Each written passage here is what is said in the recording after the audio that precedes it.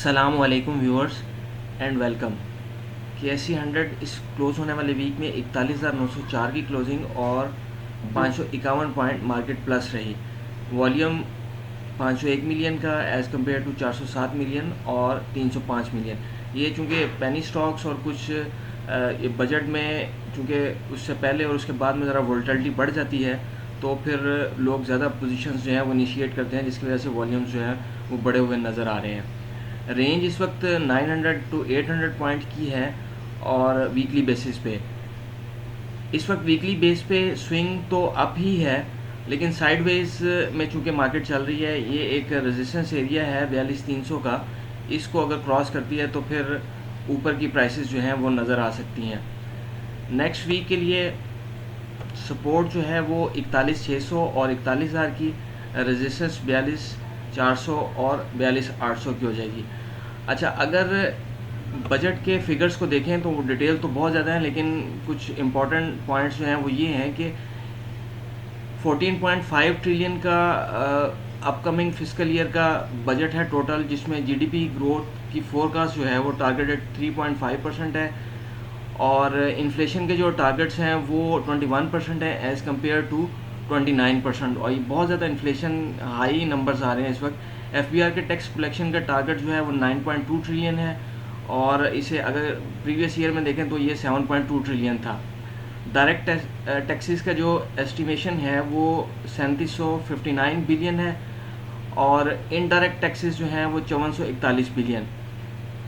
इसके अलावा एक्सपोर्ट के जो फिगर्स हैं वो 30 billion as compare to 28 billion की फोरकास्ट है और ये को बहुत ज़्यादा फिगर बेहतर नहीं है, ये बस एक नॉर्मल सी राइज है।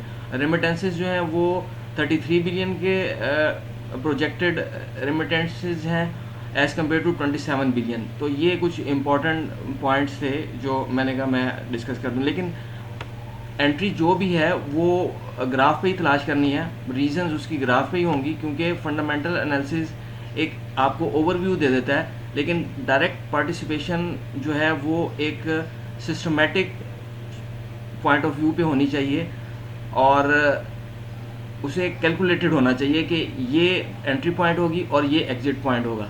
अच्छा, डेली बेस पे अगर इंडेक्स को हम देखते हैं तो ये एनगल्फिंग बियर एक बिग ब्लैक कैंडल 8 तारीख को बनी, उसके बाद स्मॉल बेबी कैंडल और ये इनसाइड कैंडल भी कहलाती है। मींस के ये जो 8 तारीख की कैंडल थी उससे ना प्राइस ऊपर जा सकी और ना प्राइस नीचे आ सकी, मींस के इनसाइड ही रहा।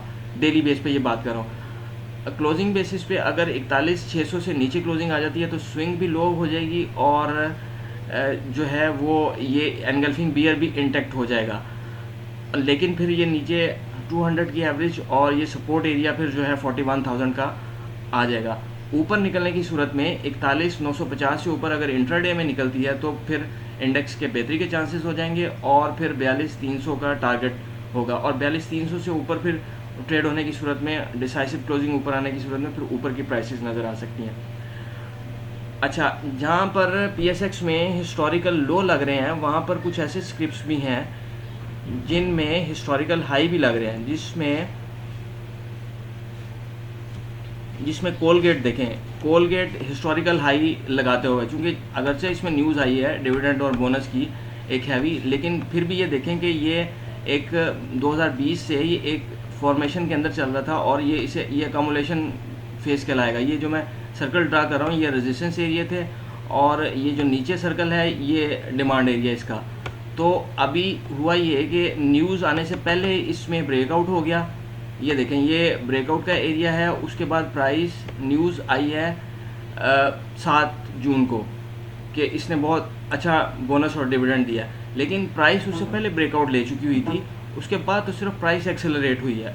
ख़रीदारी का मौका उस न्यूज़ के बाद किसी को नहीं मिला, सिर्फ प्राइस एक्सेलरेट हुई है।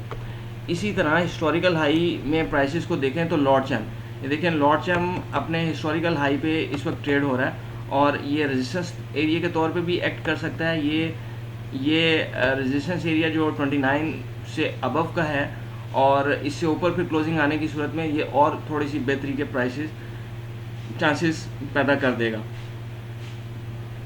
Thank you for watching the video.